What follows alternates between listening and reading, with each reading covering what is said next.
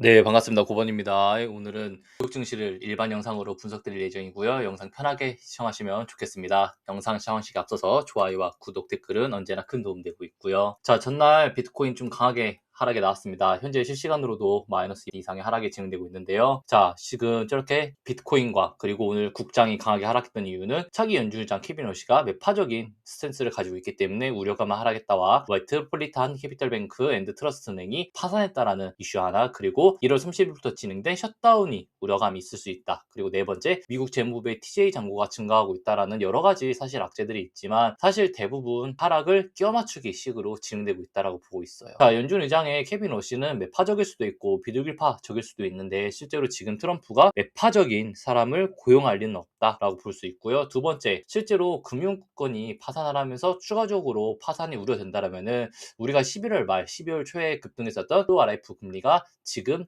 4% 이상 튀어 있어야 되는데 그러지도 않다라는 거예요. 그래서 일단 여러 가지 악재들을 시장이 해석하고 있지만 전반적으로 모두 다 좀 속 시원하게 해당 이슈로 하락했다라고 보기에는 약간 어려운 부분들이 있고요. 그러면은 실제로 그 증시가 어떻게 될 것이냐라고 좀 궁금하실 것 같아요. 특히 강하게 하락했던 비트코인부터 말씀을 드리자면은 비트코인은 어느 정도 하락세가 진정된 다음에는 소폭 반등이 나오긴 할 거예요. 지금 해당 구간을 우리가 그려보자면 어떤 파동이냐면은 지금 명확히 엘리엇 파동이거든요. 자, 이렇게 우리가 하나 피보나치를 그려보고 나서 엘리엇 파동을 그려볼 때, 자, 결국 종결되는 구간은까지도 하락이 나올 수 있는 구간인데, 그럼 지금 구간에서 어떻게 하락이 나오냐? 이런 패턴 나온다는 거예요. 하나, 둘, 셋, 넷, 다섯으로 떨어지면서 실제로 K나 그 밑으로 빠지는 하락이 출현할 수밖에 없다라고 볼 수 있어요. 저는 지금 구간에서는 반등이 속 좀 나와줘야 되는 구간이지 않을까라고는 좀 보고 있는데 현재가 대비해서 좀 강하게 이탈하고 있는 구간이긴 합니다. 자, 주봉 기준에서도 현재는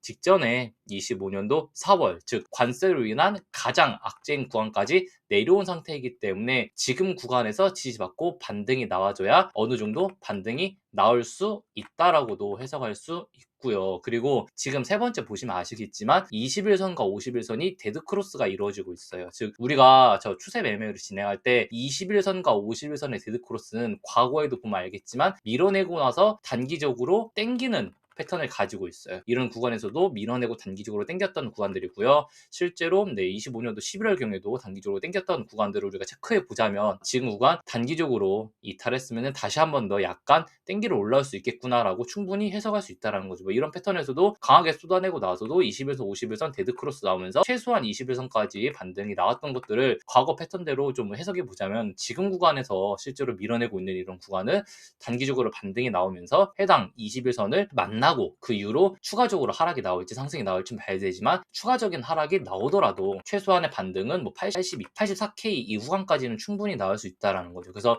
지금 구간에서 하락이 나오는 거에 대해서는 좀 과한 하락이긴 하지만 좀 회복세가 들어와야 된다라고는 좀 보고 있습니다. 그래서 지금 좀 단기적으로 과도한 하락세가 진행되고 있고 이것은 자 비트코인 CME 갭이라고 해가지고서 자 흔히 CME 즉 시카고 거래소하고 자 비트코인하고는 약간의 차이가 있어요. 비트코인은 주말에도 거래를 하지만 시카고 거래소는 주말에 쉬기 때문에 이런 CME 갭이 발생할 수밖에 없다라는 거예요. 그러면은 해당 CME 갭을 메꾸러 반등이 나와준다라면 동일하게 비트코인 기준에서는 대략 82에서 84K 정도의 반등이 나올 가능성이 높고요. 자, 이런 반등이 나와준다라는 것은 실제로 지금 뭐 나스닥이나 아니면은 뭐 러셀이나 금이나 은이 하락이 나올 예정이고 하락이 나오고 있지만 어느 정도는 소폭 반등이 나올 가능성이 존재한다라는 거죠. 결국 비트코인은 중장기적으로 보자면은 제가 지속적으로 말씀드리고 있는 결국 이 하락까지 나올 가능성이 너무 높아요. 뭐 계속해서 이런 구간에서도 비트코인 떨어진다 어디까지 K 68K 말씀드리면서 이후로 어떤 걸 같이 말씀드리고 있죠? 증시의 조정에 대해서도 같이 말씀드리고 있어요.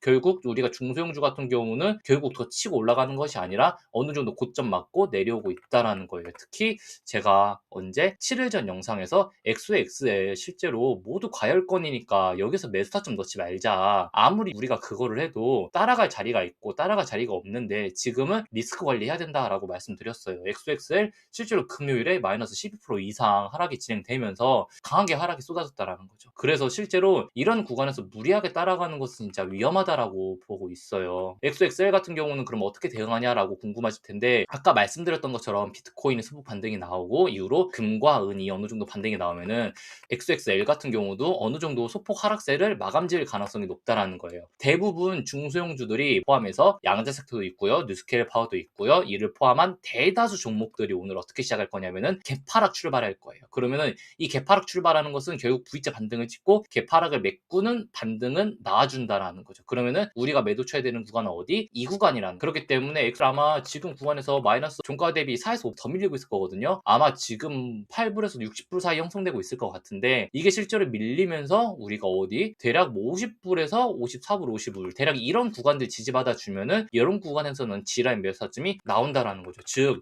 우리가 X 보더라도 매수 타점을 잡을 때 이렇게 지금 체크드린 62불, 63불 이런 데에서 매수 타점 놓고 80불, 90불 간다고 외치고 있는 것이 아니라 실제로 이런 구간은 과매수 구간이니까 리스크 관리하자라고 말씀을 드리면서 이런 구간 어디서 눌리는지 보면서 눌림 타점을 드리는 것이 맞다라고 생각을 하고 있어요. 그래서 실제로 XXL 같은 경우는 이런 구간에서 매수 타점을 잡아줄 거고요. 여기서 매수 타점을 잡는다고 해서 실제로 XXL이 쉬지 않고 뭐 80불, 90불, 100불 간다? 절대 그렇지 않다라는 거예요. 이거 잘해야 더블탑 패턴 만들어내거나 더블탑 패턴보다 조금 더 올라오는 상승 아니면은 더블탑 패턴조차도 만들지 못하는 결국 이런 구간을 만들면서 뭐 67불, 70불, 77불 이 사이에서 고점 만들고 나서 이후로 강하게 쏟아진다라는 거예요. 그러니까 여기서 매수 타점을 잡는 것은 이후로 따라 올라갈 때 적당히 먹고 적당히 빠진 다음에 인버스로 스위칭을 하는 것이 최고로 좋다라고 볼 수 있죠. 자, 인버스 말씀드리면은 X 한번 봐드려요. 자, S 같은 경우는 현재 아마 지금 2불 좀 돌파하고 있는 상태일 텐데 자, 이런 종목도 어떻게 지금 구간 갭상승에서 출발하고 있을 거란 말이에요. 그러면은 우리가 밑에서 잘 잡았으면은 이런 종목들은 2.2불, 2.3불 대에서 도달하면 빈축소하는 거예요. 차익 실현을 한다라는 거죠. 그리고 여기서 차익 실현하는 것은 어디서 재매수?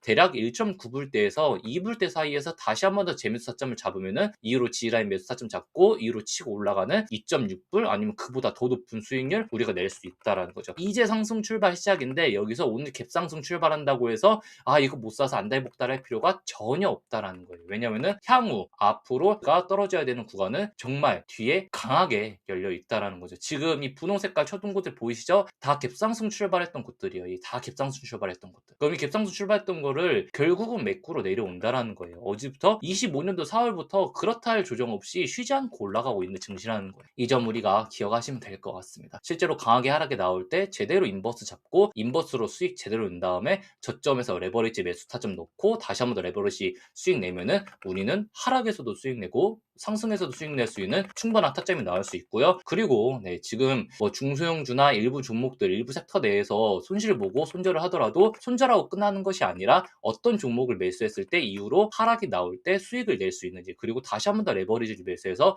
수익을 낼 수 있는지를 인지하고 진입을 해야 된다는 거죠.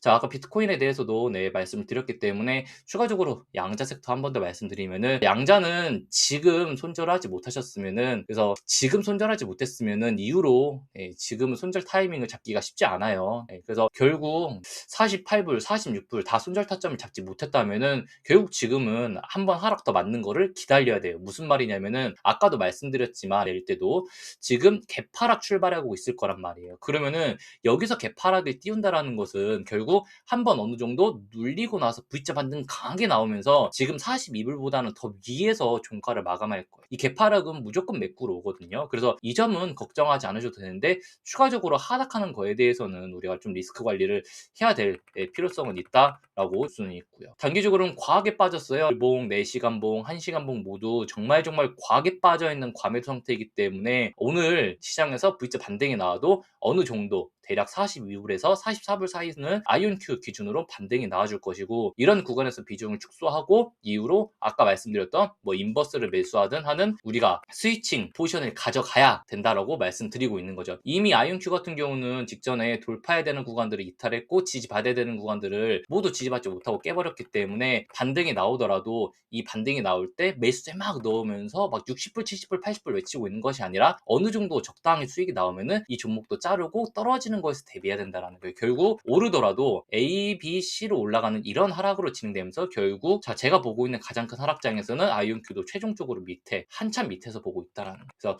이런 거 우리가 항상 리스크 관리를 좀 하셨으면 좋겠다라고 말씀을 좀 드리고 싶은 구간이기도 합니다. 자, 리게티 컴퓨팅입니다. 나머지는 사실 다 대부분 패턴이 똑같아요. 리게티 컴퓨팅이나 디에이브 퀀텀이나 지금 보시면 아시겠지만 지금 이 흑산병이라고 해가지고서 음봉이 3개 나오고 있어요. 근데 오늘까지 하락이 나오면은 음봉 흑산병 3개 나오고서는 개파락까지 한 번 더 나온다라는 거예요. 그러면은 과매도 구간에서도 정말 초과매도 단기적으로 진입하고 있기 때문에 기술적인 반등은 나와줄 수밖에 없다라는 거예요. 이런 기술적인 반등. 이 점 우리가 기억하면은 기술적인 반등 나올 때 털어주면 되겠구나. 어디? 20불에서 22불 사이 정도 이게 와주면은 비중 축소해야 되는 구간이구나라고 충분히 우리가 이해할 수 있다라는 거예요. 그러면 리게티 컴퓨팅 기준으로 우리가 비중 축소를 하고 나면은 뭘 잡으면 되냐?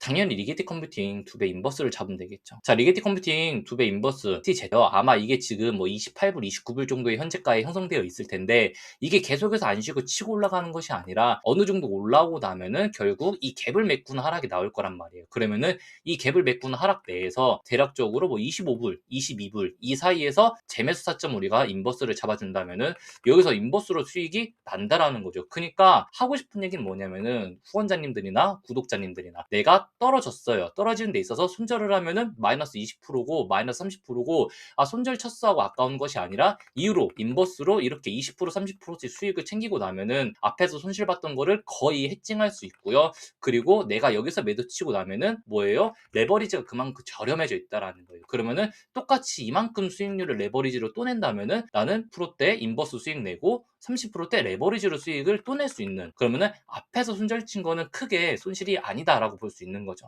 중요한 거는 쑥적으로 언급드렸지만 리스크 관리를 하고 있었냐, 그리고 계속해서 방어적인 구간으로 일부라도 현금을 마련했냐, 아니면은 프로의 현금 비중도 없이 지금 100%다 주식 시드에 들어가 있냐, 이게 중요하다는 거예요. 물려 있을 수는 있어요, 어느 종목이나. 저도 현재 뉴스케일 파워 같은 경우는 물려 있지만 그래도 크게 걱정하지 않는 이유는 제가 보고 있는 반등에 대해서 이런 구간에서 매수 좀 놓고 평단 낮춘 다음에 탈출한 다음에 저도 이런 구간에서 인버스로 수익 내던지 아니면 빅테크 대형주로 수익을 내야지 하고 있다라는 거예요. 아직 대형주 위주의 마지막 상승 랠리가 남아있기 때문에 실제로 대형주 위주의 상승세가 진행될 때는 뭐 엔비디아를 포함해서 이 대형주 위주의 상승이 진행될 때는 비트코인이나 중소형주도 어느 정도는 소폭 따라준다라는 거예요.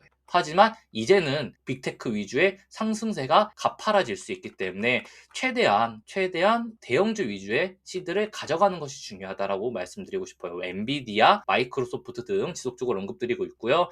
메타 같은 경우는 실제로 이미 730불에서 750불 사이 목표가에 도달한 상태이기 때문에 이런 종목은 우리가 무리하는 것이 아니라 750불 간댔으니까 지금 매수 넣어야지, 이게 아니라 이런 종목도 이미 어느 정도 730불에서 750불 사이인 740불까지도 이미 목표가에 왔기 때문에 715불, 710불 이탈하면은 차익 실현하고 엔비디아 사야지, 뭐 다른 거, 뭐 다른 빅테크 대형주 사야지, 이런 식으로 우리가 포트폴리오를 가져가야 된다는 거예요. 자, 단기적으로 마이크로소프트가 좀 과하게 하락한 상태거든요. 자, 마이크로소프트는 이거래일 연속으로 추세 하단을 지지받고 있고요. 오늘까지도 밀려서 뭐 420불대 지지받아주면은 강한 매수점이 나와준다라는 거예요. 그리고 이 개파락했던 구간은 결국 앞으로 아마존이든 구글이든 이런 빅테크 종목들이 실적 발표가 나오면은 메꿔주는 상승 나온다라는 거예요. 그래서 우리가 아까 말씀드렸던 것처럼 중소형주를 손절을 치고 나서 뭐 사지라고 하면은 인버스 따라오지 않더라도 이런 종목들을 사서 수익 올려주면 추가적으로 10% 20 해칭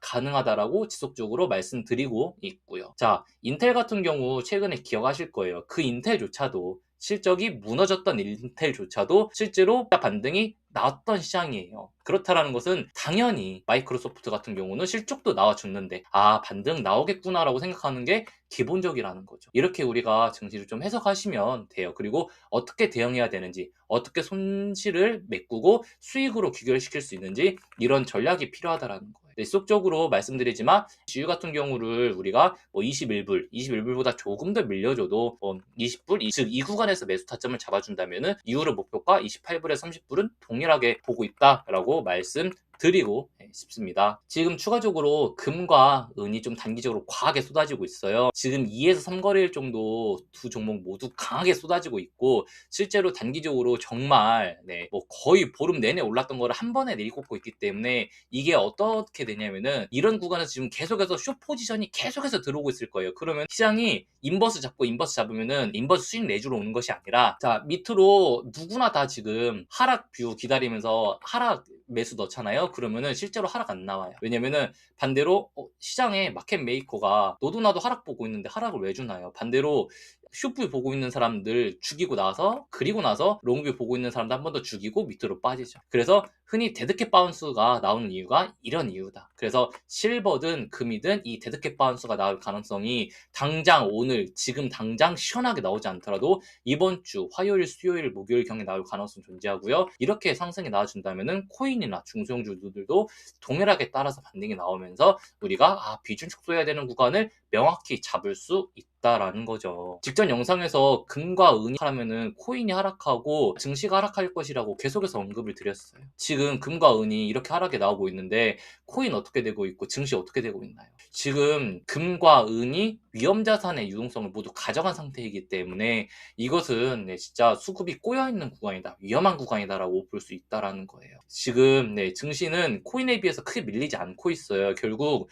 제가 보고 있는 빅테크 마지막 상승 랠리는 이 빅테크가 실적이 나오고 결국 마지막까지 빅테크로 매수세가 몰릴 가능성이 존재하기 때문에 외치고 있는 것이지, 어느 정도 2월에서 3월 사이에 빅테크 어닝 시즌이 종료되고 나면은 결국 이런 식으로 크게 뺄 거예요. 이거 S&P 500이거든요. 결국 크게 빠지면서 결국 와 이게 뭐야 라고 할 정도로 빠질 거니까, 이런 점 꼭 우리가 걱정하시면서 대응하시면 좋을 것 같습니다. 오늘 당장 무너지는 증시는 아니지만 실제로 지속적으로 말씀드리자면 반등이 나오면 리스크 관리해야 된다라고 아마 제 영상 보신 분들은 한 달 전부터 기억하고 계실 거예요. 오늘 영상 여기서 마무리 좀 짓도록 하고요. 실제로 멤버십 가입해 주시면은 여러 가지 시황 같이 드리면서 실시간으로 분석도 드리고, 멤버십 라이브 영상은 아니면은 멤버십 실시간 영상 모두 진행드리고 있으니까 많은 도움 받아가셔도 좋을 것 같습니다. 오늘 방송 여기서 마무리 짓도록 하겠습니다. 영상 시청해주셔서 감사합니다.